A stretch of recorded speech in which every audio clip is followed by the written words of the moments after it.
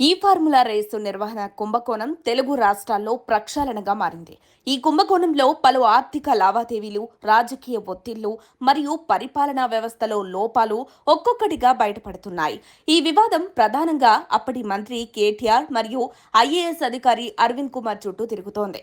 ఈ formula race నిర్వహణకు భారీ నిధులు అనుమతించబడ్డాయి. వీటిలో విదేశీ కంపెనీకి నిధులు బదిలీ చేయడం అసాధారణం. ఈ లావాదేవీలలో అనేక అనుమానాలున్నాయి. ఈ రేసు నిర్వహణకు అనుమతులు ప్రశ్నార్థకంగా మారాయి. జీహెచ్ఎంసీ లేదా ప్రభుత్వ బిజినెస్ రూల్స్ కు విరుద్ధంగా నిధులు బదిలీ చేయడం, ముఖ్యంగా మౌఖిక ఆదేశాలను పాటించడం ప్రధాన సమస్యలుగా మారాయి. మాజీ మంత్రి కేటీఆర్ ఈ వ్యవహారంలో కీలక పాత్ర పోషించారు. ఆయన ఇచ్చిన మౌఖిక ఆదేశాల వల్లే నిధుల బదిలీ జరిగిందని ఆరోపణలున్నాయి. ఆయన ఆదేశాల వెనుక రాజకీయ ప్రేరణలున్నాయా అనే దానిపై సందేహాలు వ్యక్తమవుతున్నాయి. అయితే తన చర్యలు నిబంధనల పరంగా ఉన్నాయని కేటీఆర్ చెబుతున్నారు. ఐఏఎస్ అధికారి అరవింద్ కుమార్ వైఖరి అప్పటి ముఖ్య ఐఏఎస్ అధికారి అయిన అరవింద్ కుమార్ మాట్లాడుతూ తాను కేవలం ఆదేశాలను పాటించానని, మౌఖిక ఆదేశాల వల్లే ఈ చర్యలకు ఒడిగట్టాల్సి వచ్చిందని చెప్పినట్లు తెలుస్తోంది. ప్రభుత్వం మారిన తర్వాత ఆయన ఈ వ్యవహారంపై నిర్మోహమాటంగా నివేదిక ఇచ్చారు.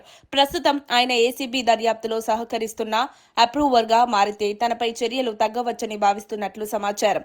ప్రస్తుతం ఈ వ్యవహారాన్ని పరిశీలిస్తున్న అధికారి ఐఏఎస్ దానకిషోర్ దర్యాప్తులో కీలక వాంగ్మూలం ఇచ్చారు.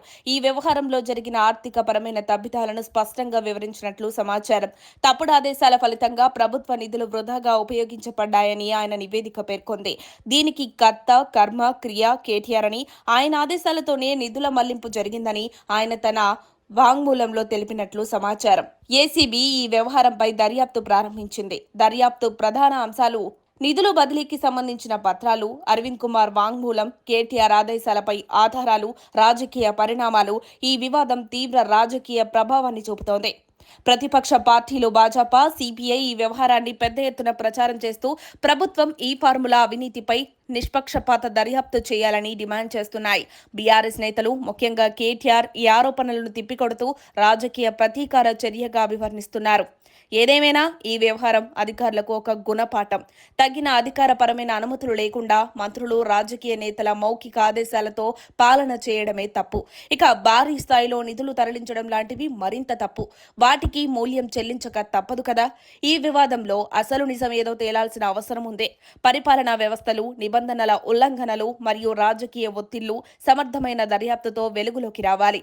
కేటీఆర్ మరియు అరవింద్ కుమార్ పాత్రపై స్పష్టమైన నిర్ధారణలు, న్యాయపరమైన చర్యలతో సమస్యకు పరిష్కారం తీసుకురావాలి. మొత్తానికి సీఎం రేవంత్ రెడ్డి ఈ వ్యవహారంలో పగడ్బందీగా కేటీఆర్ పాత్రను ఏసీబీ దర్యాప్తు ద్వారా నిరూపించే వీలు కనిపిస్తోంది. మరిన్ని అప్డేట్స్ కోసం మా కాయ్ టీవీని సబ్స్క్రైబ్ చేసుకోండి. మా వీడియో కనుక మీకు నచ్చినట్లయితే లైక్ చేయండి, షేర్ చేయండి. మీ విలువైన అభిప్రాయాలను కామెంట్ బాక్స్లో తెలియజేయండి.